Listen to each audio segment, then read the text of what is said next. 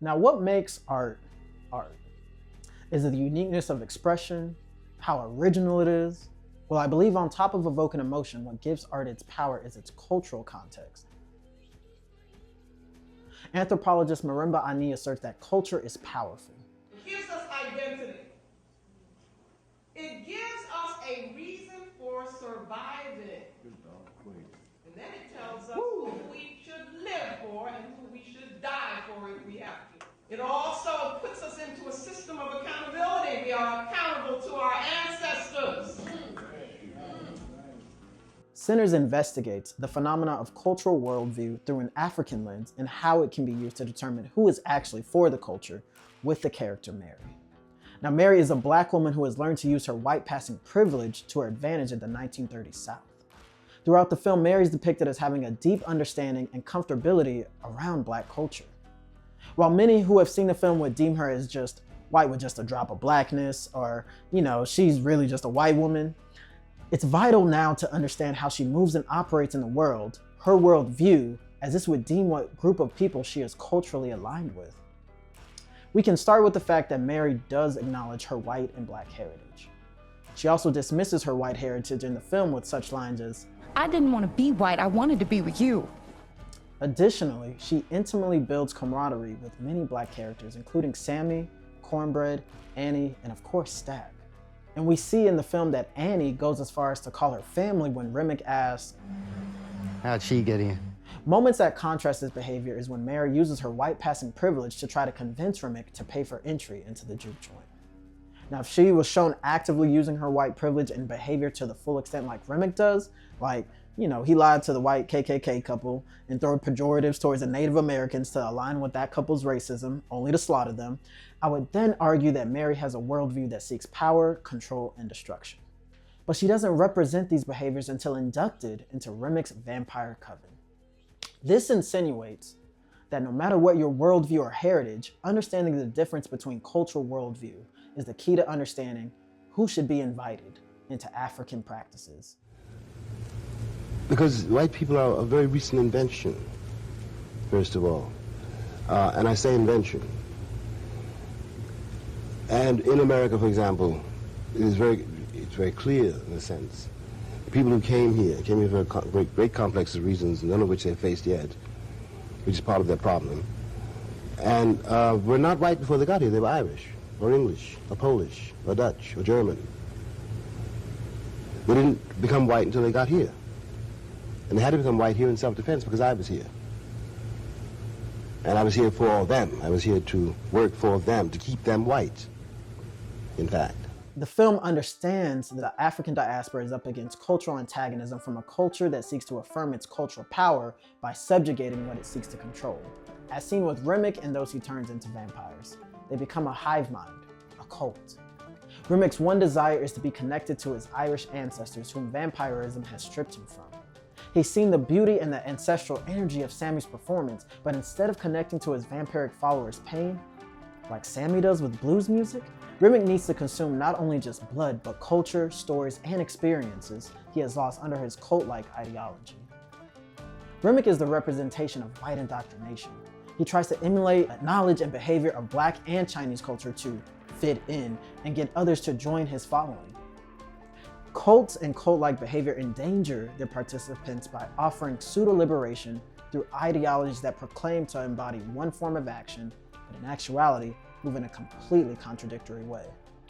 Unconditional love, unity, fellowship, friendship, community are ideals cults use to rope in followers but are never upheld in real practice.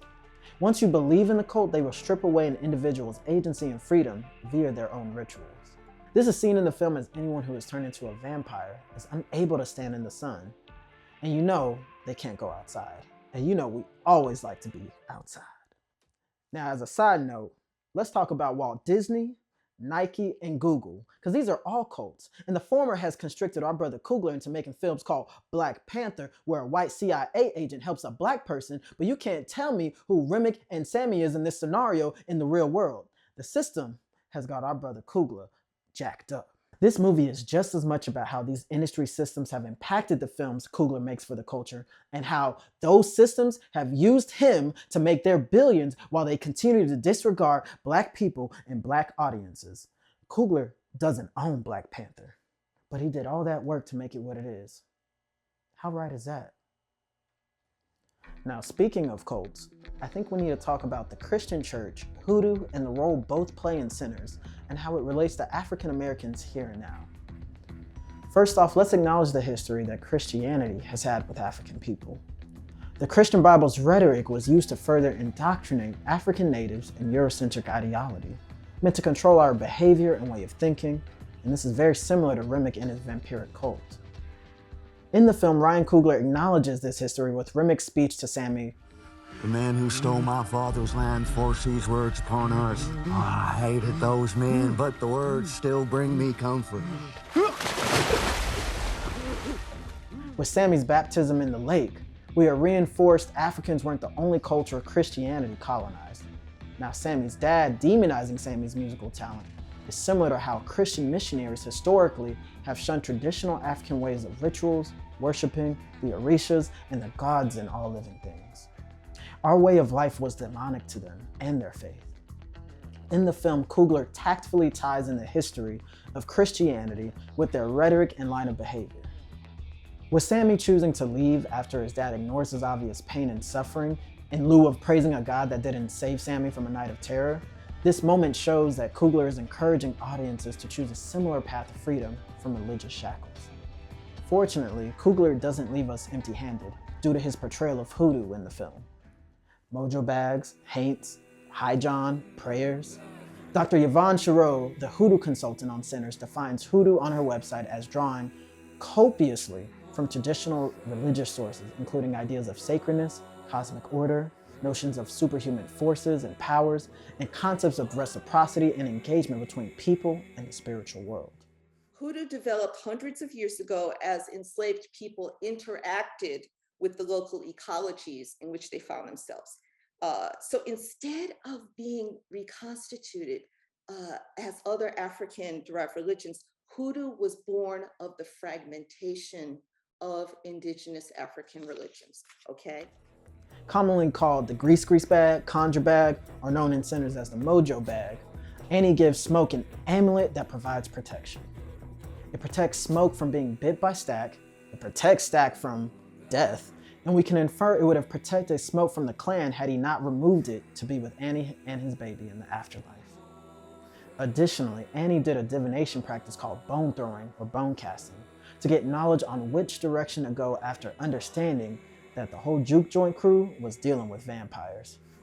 Her knowledge of haints, an old southern word for a ghost or evil spirit, whose belief originated with the Gullah Geechee people, a group of enslaved Africans in the Carolina Low Country, is what protected everyone in the juke joint from the supernatural threat.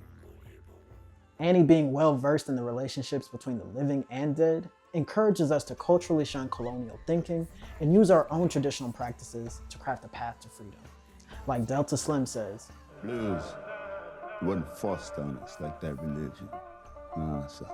We brought this with us from home. It's magic what we do. It's sacred.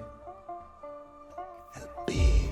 In the film, Coogler forces us to reconcile with the legacy of our pain, our religious choices, and who we give the power of belief to. Annie's Hoodoo prayers and mojo bag is shown to actively protect Smoke, the man she loves. She protected him, whereas Sammy's dad, who arguably loves Sammy, only sought to proselytize the congregation in order to control Sammy. We have to ask how these two methodologies are present in our daily lives. Who is preying on us versus protecting us? The church or our neighbor? Sinners holds up a mirror and asks us to reflect on the choices that have a collective cultural impact on our community. Hey y'all, thanks so much for watching this video. Comment below on how you think Sinners has impacted the culture, and like and subscribe to support the channel. Part 3 will be out next week. See you then.